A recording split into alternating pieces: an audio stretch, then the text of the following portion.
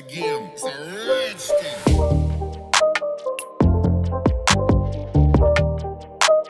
Sidatuba Amir is the wife of renowned Pakistani Islamic scholar and politician Amir Liaquat Hussain. And she is still very young. But the two suddenly fell in love and then they got married.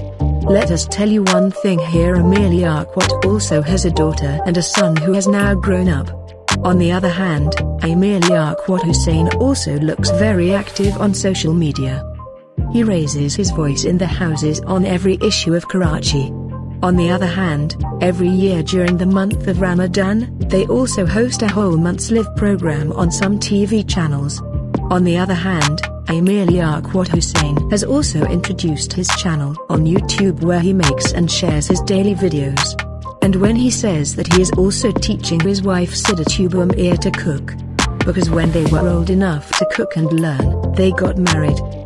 Amir Liaquat Hussain's wife Sidatuba Amir was very fond of acting. And her wish was fulfilled by marrying Amir Liaquat. And she got a chance to act in Airy Digital's drama Braz.